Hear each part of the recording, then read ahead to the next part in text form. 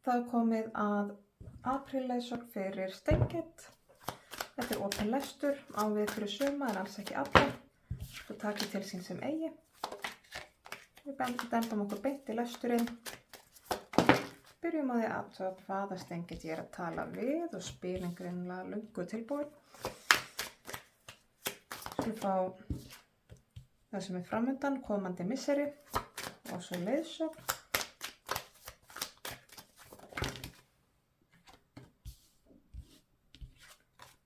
Og líklegustu framtíð. Kæra Steingate, þú ert að ljúka einhverjum kafla þar sem að mikil vinna og í einhverju tilfellum erfiði eru að baki. Þú ert allavega búið að leggja talsvert á þig til að ná þeim á stað sem þú ert að nálgast núna eða jafnvel að komið á. Hvort sem þetta sé bókstaflega gagnvart vinnu eða námi eða tilfinningalega í einkalífi. Það getur allt átt við, en eins og ég segi, þú ert að ljúka eða ert annarkvort alveg að ljúka eða nýlega búið að ljúka einhverjum svona ferli, ná einhverjum áfanga. Það er mikil vinna á bakvið það og það er ákveðin léttir framundan. Engu að síður þá er svona, það er svona pínu sem þú sért að stíga út úr einhverju svona móki af því að þú ert búið að vera svo upptekið að bara klára það sem þú ert að klára. Að það er svona eins og þú sért að koma aftur út í heiminn og glemdir því að tíminn leið alveg í kringum þig þó svo að þú væri upptekið við annað, af því að þú ert svona pínu, eins og ég segi, það er eins og þú ert að koma pínu út úr einhverju móki, einhverju þoku, stíga svolítið úr einhverjum hyperfókus og ert að fatta bara, já, heimurinn er miklu stærri en þessi overfókus minn. Þannig að þetta er svona, já, svolítið sérstakt að sjá, en þú ert svolítið að vakna til lífsins og sjá heiminn aftur, ekki bara þessa búblu sem þú ert búið að vera í. Og það er alveg svona pínu snúið og það sem er nefnilega svona framundan núna, að þá er það alveg svona pínu skrítið að koma út úr þessu sem þú ert búin að vera að vinna þig úr.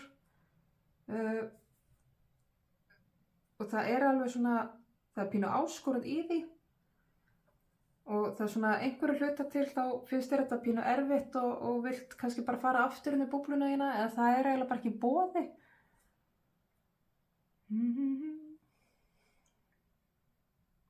Það er svona, já, það er einnig helst þetta, það er einhver ögrun við það að koma út úr þessari búblu, koma út úr þessari þoku og stíga upp úr þessu móki sem þú hefur verið í og sjá allt í einu bara restina af heiminum og restina af heiminum sér þig.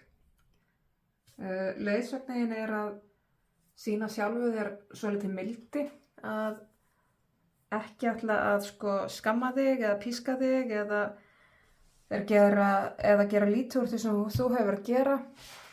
Ef eitthvað myndu að hrósa sjálfu þér fyrir því sem þú ert að klára.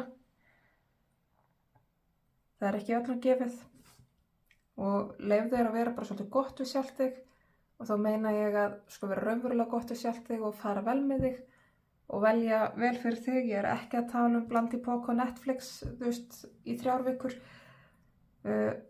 Bara í þessu hóflega, verðlaunaðu þig, veldu gott fyrir þig, það sem nærir þig, það sem gleður þig, það sem eykur vöxtinn og klappa sjálfur þér svolítið á bakið.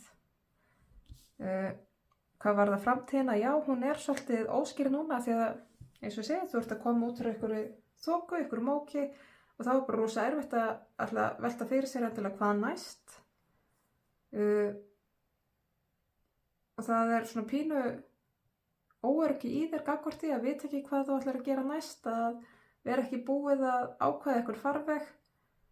Jafnvel munu einhver upplifa eins og að þið sé að missa af lestinni einhvern veginn, að þið þurfa að drífa þig að velja en þið þurfa ekki að drífa þig. Þar kemur svolítið þetta með að sýna sjálf svo mildi, að við þurfum ekki að drífa í neinu. Við megum taka okkur tíma til að slaka á, klappa okkur bakið, hvíla okkur áður við förum inn í næsta verkefni. Þú þarft ekki að velja alveg strax hvað þú vilt gera næst. Og þú þarft ekki að vita það alveg strax heldur, þannig að þó þú vitir það ekki, þá það bara allt í lagi. En við skulum fá smá auka innsýn hér.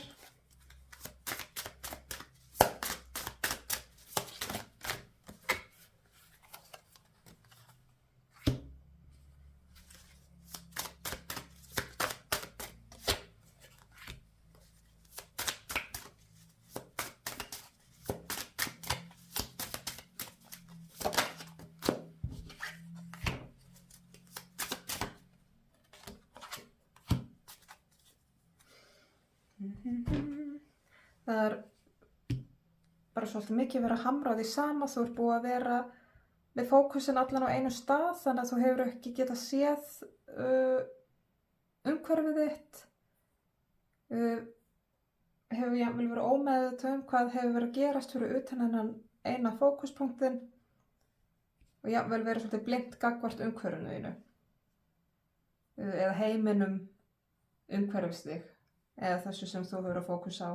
En þú ert líka búið að vera að byggja eitthvað upp, skref fyrir skref, hægt og rólega að byggja eitthvað upp og það bara búið að taka mikið af orku og athygli og vinnu. En það að koma með þessi kaflaskil, þú ert að klára og þú ert að skila því af þér, þú ert að klára og skila og því fylgir ofta svona ákveðið tómarúm og það ákveðin sorg sem fylgir því að klára verkefni sem búið að taka stóra sessi lífum manns og það getur verið bæði, eins og ég segi, skóli, vinna, einkalíf.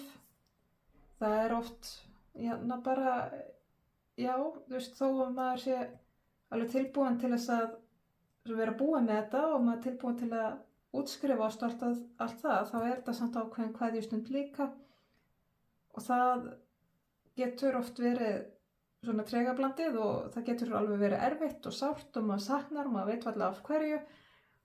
En þá það líka bara allt í lagi, maður að kveðja hérna einhvern ákveðin kafla. Maður má alveg syrgja það, en svo höldum við áfram.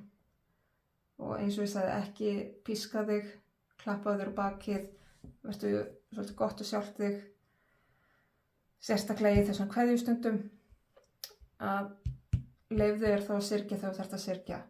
Og það aftur þetta, varðandi framtíðina, það eins og þér finnst þú þurfa að drífa því að velja hvað næst, en eins og stendur þá ertu kannski bara ekki alveg tilbúið til þess og það svolítið verið að benda þér á,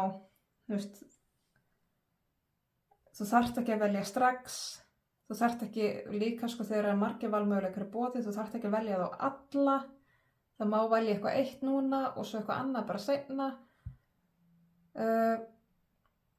En þú líka þarft ekki að drífa þig í að velja.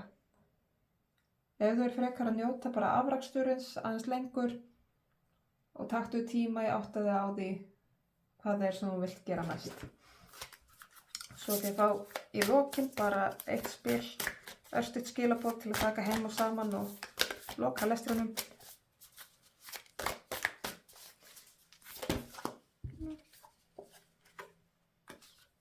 Það hér spilið The Wounded Adult, Healing is Feeling, það að segja hinn særða fullorðna manneskja. Við erum öll með einhver sár, við förum ekki ósærð gegnum lífið, við erum bara ekki komin á þann stað mannkynið og verðum það sennilega bara aldrei. En það verið að minna okkur á það að hafna ekki tilfinningum okkar, hafna ekki sársaukanum okkar, að leyfa okkur að upplifa tilfinningarnar og tilfinningaflóðið sem fylgir kaflaskilum, að það þannig sem við klárum þær og gerum þær upp. Eins og stendur healing is feeling, það að upplifa tilfinningar sínar það sem að heilar þær. Þannig að þegar að ringulreiðin, þegar sorgin, þegar söknurum kemur, að leyfa sig bara að upplifa það, veit hvað ég við, leyfa tilfinninguna að koma, leyfa henni svo að fara. Ekki ríghaldi hana og ekki reyna að bæla hana. Bara leyfa tilfinningunum að flæða og klára þær svo. En þá ætla ég að segja að þessari leysun lokið. Ég þakka kærlega fyrir áheyrnina og ég vona skilabóðin ræti sönnu rétt til þeirra sem þurfum að halda og koma að gagni. Takk fyrir mig.